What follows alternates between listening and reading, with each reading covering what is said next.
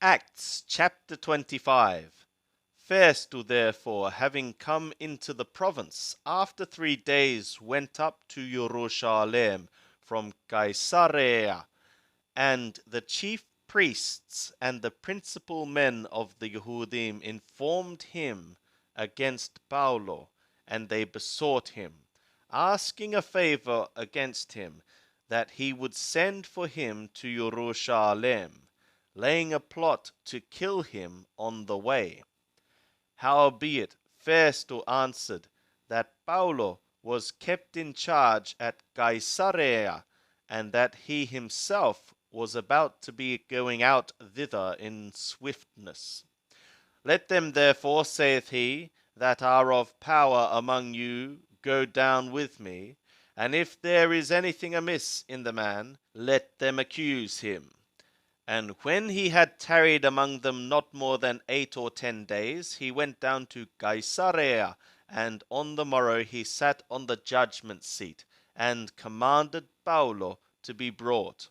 And when he was come, the Yehudim that had come down from Jerusalem stood round about him, bringing against him many and grievous charges, which they could not prove.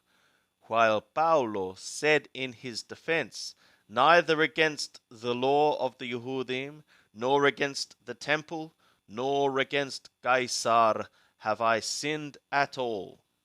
But Festus, desiring to gain favor with the Yehudim, answered Paulo and said, Wilt thou go up to Jerusalem, and there be judged of these things before me?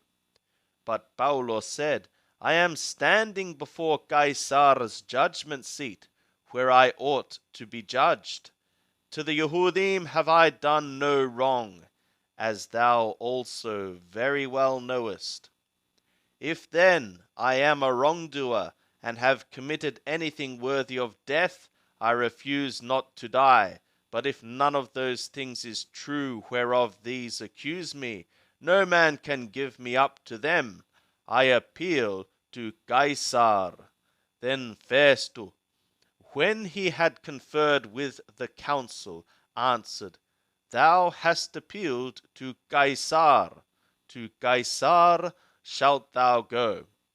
Now when certain days were past, Agrippa the king and Bernice arrived at Caesarea, and saluted Festus. And as they tarried there many days, Festus laid Paulo's case before the king, saying, There is a certain man left a prisoner by Felix, about whom, when I was at Jerusalem, the chief priests and the elders of the Yehudim informed me, asking for a guilty verdict against him.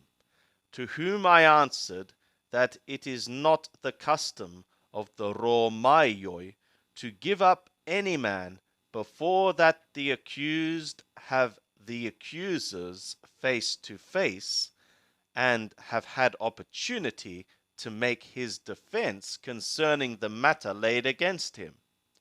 When therefore they were come together here, I made no delay, but on the next day sat on the judgment seat, and commanded the man to be brought, concerning whom, when the accusers stood up, they brought no charge of such evil things as I supposed, but had certain questions against him of their own religion, and of one Yeshua, who was dead, whom Paulo affirmed to be alive.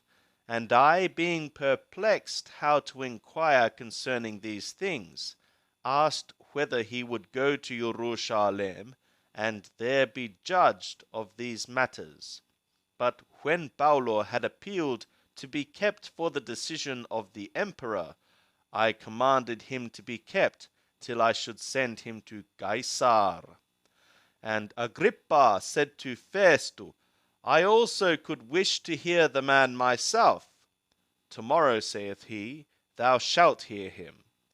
So on the morrow, when Agrippa was come, and Bernice with great pomp, and they were entered into the place of hearing, with the 1,000 rulers and the principal men of the city, At the command of Festo, Paulo was brought in.